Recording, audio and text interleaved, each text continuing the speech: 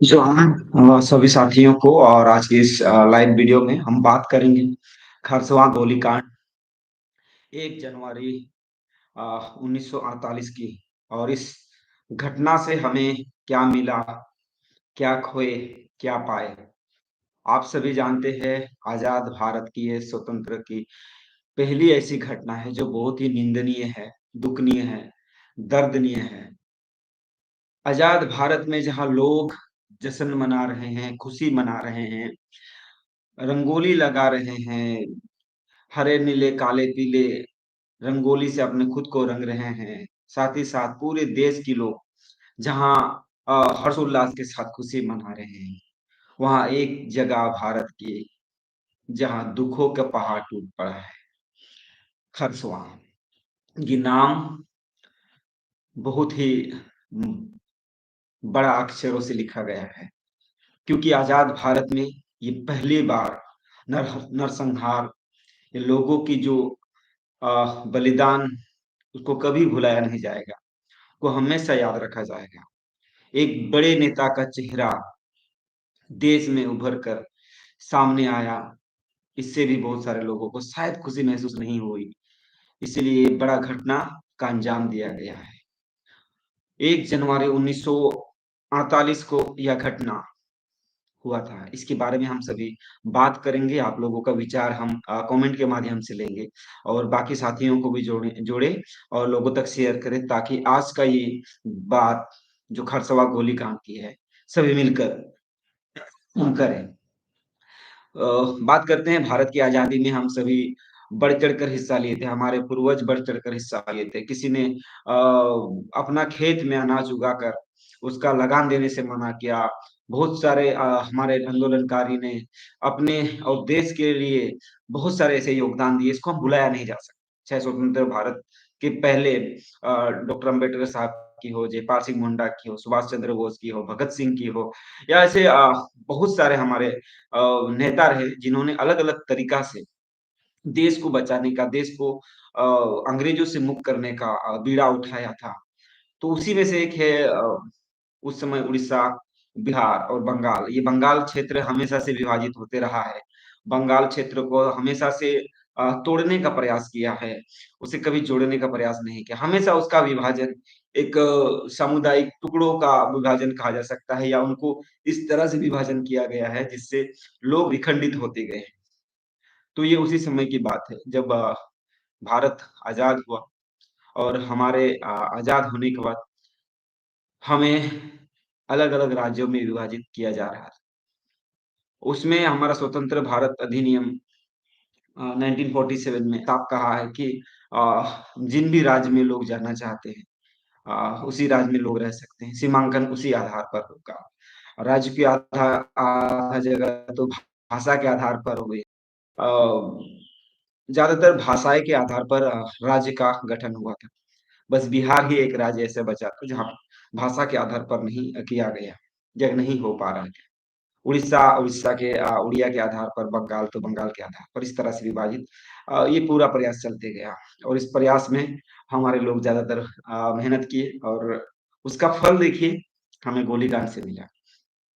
तो जब जयपाल सिंह मुंडा नेतृत्व कर रहे थे आदिवासी समाज के, और काफ़ी अच्छे व्यक्तित्व, विचार वाले लोग हैं, उनके बारे में हम जैसे बात करेंगे, कभी खत्म नहीं होगा। तो उनके वो जब सांसद हुआ करते थे इस क्षेत्र से, तो उन्होंने ही एक आह्वान किया था दिल्ली से कि ये बिहार राज्य में ही रहेगा, खरसवां क्षेत्र, क्योंकि ये उड़ीसा राज्य का उड़ीसा में जाने का बहुत ज़्यादा पुरज़ोर प्रयास किया गया था इसको उड़ीसा ले जाने के लिए। तो इसको बिहार में ही रखा जाए, इस विषय को लेकर बड़ा अटकलें हो गई थी। तो जयपाल सिंह मुंडा ने एक आह्वान किया, जनसभा बुलाई अ, अ, खरसवां हाट मैदान में।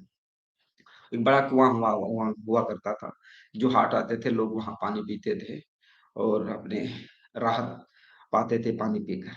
तो इस तरह वहाँ के लोग जयपाल सिंह मुंडा को गूंगे माना जाता था, मरान गूंगे, तो उनकी बातों को कभी भी इनकार नहीं किया जाता था, क्योंकि वो हमेशा आदिवासी हित के लिए और आदिवासियत के लिए हमेशा लड़े थे।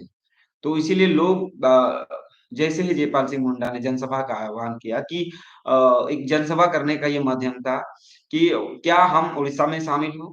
क्या हम बिहार में तत्कालीन बिहार में रहे? इस तरह की बातों को लेकर जनसभा का आयोजन किया गया। किसे मालूम था वो जनसभा लहूलुहान होकर, खूनी नदियों की तरह बहने लगेगी। किसे पता था? पूर्वी सिंहभूम के लोग, सिंहभूम उस समय तो सिंहभूम हुआ करता था, सिंहभूम के लोग वहां पहुंचे, मयूरभंज के लोग पहुंचे। पूरे कोल्हान, जो बृहद कोल्हान हम कहते हैं, पूरे कोल्हान के क्षेत्र से लोग वहां पहुंचे और अपनी बातों को रखने के लिए, जयपाल सिंह मुंडा के बातों को सुनने के लिए लोग वहां पहुंचे।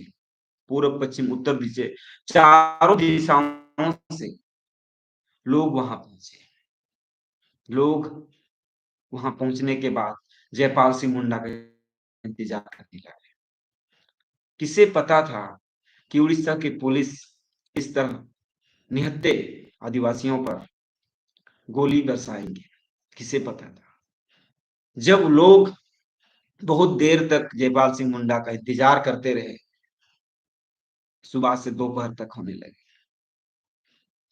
जयपाल सिंह का कोई अता पता नहीं था। पता नहीं उसे दिल्ली में रोका गया, पता नहीं दिल्ली में उसे धमकाया गया, पता नहीं दिल्ली में उसे क्या किया गया, ये किसी को भी पता नहीं था। तो इस तरह से जयपाल सिंह मुंडा को वहां रोका गया और यहाँ सबर का बांध टूटने लगा। यहाँ जितने भी आदिवासी भाई बंधु थे, उनका सबर का बांध टूटने लगा, क्योंकि काफी लंबे समय उन्होंने इंतजार किया जयपाल सिंह मुंडा। एक समय होता है किसी भी चीज के लिए। पता नहीं जयपाल सिंह मुंडा क्यों नहीं पहुंचे। अगर पहुंच पाते तो शायद हमारे जो 30-40 हजार लोग घायल हुए, मरे, शायद 30-40 हजार लोग नहीं मरते। इसे स्वतंत्र भारत का ये इत्तेफाक माने या षड्यंत्र माने, क्योंकि इस पर अभी तक जांच नहीं हुई। किसी भी सरकार ने, ना उड़ीसा सरकार ने, झारखंड सरकार ने, ना भारत सरकार ने, केंद्र सरकार ने इसमें जांच की है। किसी भी सरकार ने इसका जांच नहीं किया। ये सबसे बड़ा दुर्भाग्य की बात है कि स्वतंत्र भारत में एक बड़ी घटना घटती है जो पुलिस प्रशासन के द्वारा, सरकार के तंत्रों के द्वारा, और उसकी जांच नहीं होती है। ये बड़ा सवाल उठाने वाली बात होती है, पर सवाल उठने के बाद भी दबा दिया जाता है। क्योंकि अभी भी आप देखते हैं वहां बड़े बड़े नेता आते हैं, बड़े बड़े मंत्री आते हैं, पर किसी में वो हिम्मत नहीं कि उसका सही से जांच करवाया जाए और दोषी जो है उसको सजा दिलाया जाए। बहुत लंबा समय गुजरा नहीं, अभी भी वो मौका है कि उसको सुधारा जा सकता है, वो दोषी लोगों को सजा दी सकती है। तो इस तरह से जब हम देखते हैं खरसवा गोलीकांड की, तो वहां बहुत बड़े तादाद में पुलिसों की तैनात की गई थी। पता नहीं क्यों, क्यों पुलिस कर्मियों को वहां लाया गया? हमेशा आदिवासियों की जनसभाओं में क्यों पुलिस अधिकारियों को इस तरह लगाया जाता है? और वैसे पुलिस अधिकारी जो हमारे भाषा ना, हमारी संस्कृति ना, हमारी परंपरा को समझ पाते हैं। आज भी बहुत सारे जगह हम देखते हैं जहां पर आदिवासियों का कार्यक्रम होता है, सामाजिक कार्यक्रम होता है, जन आंदोलन की बात होती है, तो हमेशा पुलिस प्रशासन को खड़ा कर दिया जाता है। पता नहीं क्यों ये बात अभी तक सामने नहीं है। वे कौन थे जो आदेश दिए कि पूरे आदिवासी जनसभा में लोग जो उपस्थित हुए वो भून डाले? वे कौन थे? इसकी पता नहीं चली अभी तक कि वो जनसभा में पूरी गोलियों की बरसात की। देखते ही देखते जब सबर का बांध टूटने लगा, पुलिसिया आक्रोश, प्रशासनिक दबाव आने लगे कि सभा को समाप्त कीजिए, अब कुछ नहीं होने वाला, जयपाल सिंह मुंडा नहीं आने वाले हैं, आपको उड़ीसा में विलय करना ही होगा। इस तरह का दबाव, प्रशासनिक दबाव शायद उस समय हमारे बुजुर्गों पर पड़े, हमारे आंदोलनकारियों पे बने। हम सभी जानते हैं झारखंड एक आंदोलन प्रदेश है। यहाँ ये पूरा कोल्हान क्षेत्र सबसे बड़ा आंदोलन प्रदेश है। पूरे झारखंड की हम बात करें, सबसे ज्यादा कोल्हान प्रदेश आंदोलन का सबसे बड़ा एक भाग है, भारत का एक हिस्सा है। और इस तरह ये सबर का बांध टूटने लगा और लोग पुलिस प्रशासन के दबाव को सहने पर मजबूर नहीं हुए, क्योंकि हमेशा हमारे ऊपर दबाव दिया जाता है, हमें प्रताड़ित किया जाता है, हमें कुचलने का कोशिश किया जाता है, तो हमारे लोग सहन नहीं किए। हो सकता है हमारे लोग सहन नहीं किए, उनके ऊपर दबाव, उनके ऊपर पुलिस प्रशासन का प्रहार, लाठीचार्ज हो सकता है किया होगा, हमारे लोग सहन नहीं किए। क्योंकि ये 40 से 50 हज़ार का भीड़ को सँभालना इतनी आसान नहीं है, क्योंकि वे एक बड़े नेता, आदिवासी के बड़े नेता का इंतज़ार कर रहे थे, जयपाल सिंह मुंडा के। और मारंग गुंडे अगर उस समय आ जाते, तो शायद सभा सँभाली जा सकती, पर किसी कारण से शायद उसे रोका गया, उसे कहीं आने नहीं दिया गया। जनक्रोश कैसे बना जनसभा, जनसभा कैसे बना जनक्रोश, किसी को पता नहीं। और लोग दबाव नहीं सहे। आदिवासी समाज के लोग कभी भी दबाव नहीं सहते हैं, हमेशा हक और अधिकार की बात करते हैं। और इसी अ, उस समय जो भी केंद्र में सरकार थी, उनको भी मैं दोष देना चाहूँगा, क्योंकि वे भी जानते हैं कि आदिवासी जहाँ जा रहना चाहते थे, उसको वहाँ रहने दिया जाए। हो सकता है उनका भी षड्यंत्र हो सकता है, राज्य सरकारों का भी षड्यंत्र हो सकता है। और इस तरह 40 से 50 आदिवासियों के ऊपर गोली बरसाई गई, जिनमें से 30,000 के आसपास लगभग खरसवा गोलीकांड में शहीद हुए। बहुत सारे माँ, बहुत सारे पत्नियाँ, बहुत सारे बच्चे घर में अपना पिताजी का इंतज़ार कर रहे हैं। मेरे पापा कब आएँगे? मेरे माँ कब आएँगे? मेरे दादाजी कब आएँगे? बहुत सारे लोग घरों में इंतज़ार कर रहे हैं। जब उस समय तो किसी प्रकार के फ़ोन या टेलीविज़न किसी प्रकार का व्यवस्था नहीं था, जिनसे लोगों को पता ही नहीं चला कि कहाँ कैसे घटना घटी। और निहत्थे आदिवासियों पर, जनसभा पर उपस्थित लोगों के ऊपर धनाधन गोली बरसाई गई, जो बहुत ही दुखद घटना है। स्वतंत्र भारत, आज़ाद भारत के समय इस तरह का नरसंहार बहुत ही दुखनीय है। और इस दुःख को हम इस तरह बाँट सकते हैं, बस 1 जनवरी और 2 जनवरी को आदिवासियों के नाम पर किया जा सकता है, क्योंकि ये भी देश का ही हिस्सा है, ये भी देश के ही लोग हैं। क्योंकि इन लोगों ने सबसे ज़्यादा तो मैं नहीं कहूँगा, सबके साथ इन्होंने आंदोलन में साथ दिया, हर संभव जहाँ हो सके इन्होंने साथ दिया। तो इन लोगों को किस तरह छोड़ा जाए, क्यों छोड़ा जाए? ये बड़ा जाँच का विषय है। अब तक जाँच नहीं हुआ, ये सबसे दुखद वाली घटना है, ये बात है। क्योंकि स्वतंत्र भारत में इस तरह का घटना घटती है और कोई जाँच नहीं होती है, इसका मतलब ये कह सकते हैं कि आदिवासियों को आप हमेशा से मिटाने की साजिश किए हैं, पर मिटा नहीं सके, फिर भी आप साजिश हमेशा किए। अभी भी हमारे आदिवासियों के ऊपर इसी तरह का ही प्रहार किया जा रहा है।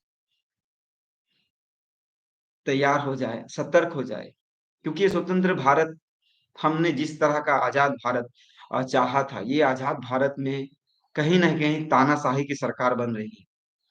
हमेशा से, उस समय भी तानाशाही की सरकार थी, तभी जाके हमारे ऊपर इतना गोली बरसाया क्या? कि वहाँ पुलिस प्रशासन की काम क्या थी? क्यों ज़रूरत था वहाँ पुलिस प्रशासन की? एक आदिवासी नेता, आदिवासियों के बीच में अगर जाता है, इसमें पुलिस प्रशासन की क्या ज़रूरत है? कौन-सी विधि व्यवस्था भंग हो गई थी, जो इतनी लोगों के ऊपर आप गोली बरसाएँ? कौन सा ऐसा विधि व्यवस्था भंग हुआ, जिस पर आप गोली बरसाए इतने लोगों के ऊपर? क्या आपने थोड़ा भी विचार नहीं किया? क्या आपने थोड़ा भी सोचे नहीं? क्यों इस आदिवासियों पर इतना गोली बरसाए? 30,000 आदिवासियों को आपने तितर-बितर गोली मारकर जिधर-तिधर वो जो हाट का कुआँ था, उसमें लोग को भर दिया गया। उतने बड़े कुआँ, राजा कुआँ हुआ करता था। उस कुएँ में नहीं होने से भी 10 से 15,000 लोग तो आराम से समा जाए। ये कोई छोटा-मोटा कुआँ नहीं दोस्त, ये बहुत बड़ा कुआँ था, राजा कुआँ था। हाट में जो लोग आते थे, वो लोग पानी पीते थे, प्यास बुझाते थे। उस प्यास बुझाने वाले पानी को आपने लाल कर दिया। आपने प्यास बुझाने वाले पानी को लाल कर दिया, उस पानी को ही आपने खत्म कर दिया जहाँ पर लोग आते थे। उस जगह को ही लो आपने लहूलुहान कर दिया, खून से सैंच दिया जहाँ पर लोग आते थे, अपनी बात। तो इस तरह खरसवां गोलीकांड बहुत ही भयावह है। हमारे लोग हमेशा से भयभीत रहे हैं। जितने आंदोलन करते हैं उसके बदले हमें बलिदान देनी पड़ी।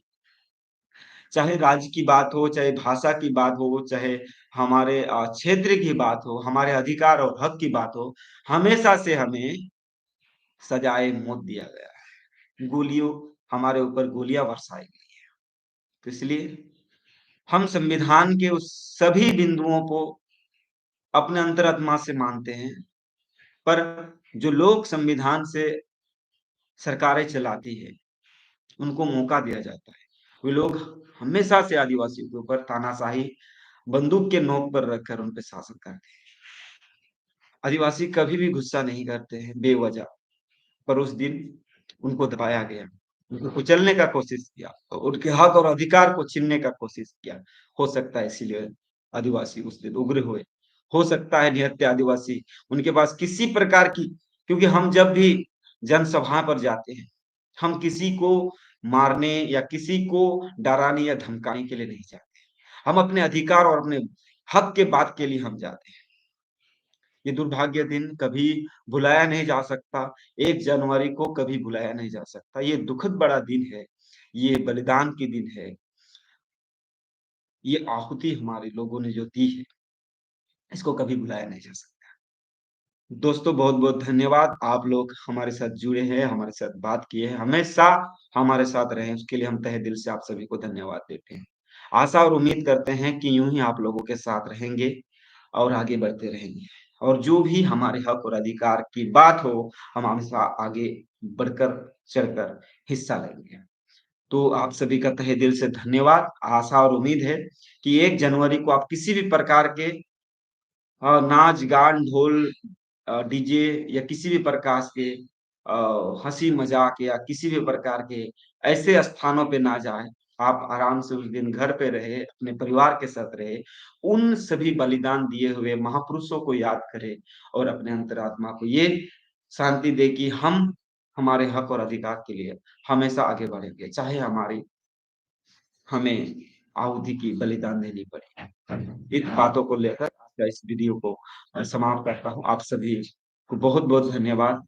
जोहार करते हुए खरसवा के तमाम शहीदों को, खरसवा गोलीकांड में तमाम शहीदों को हम जोहार करते हैं, नमन करते हैं, आशा और उम्मीद रखते हैं, उनको हमेशा याद करेंगे, इस जीवन भर उनको हमेशा याद रखेंगे।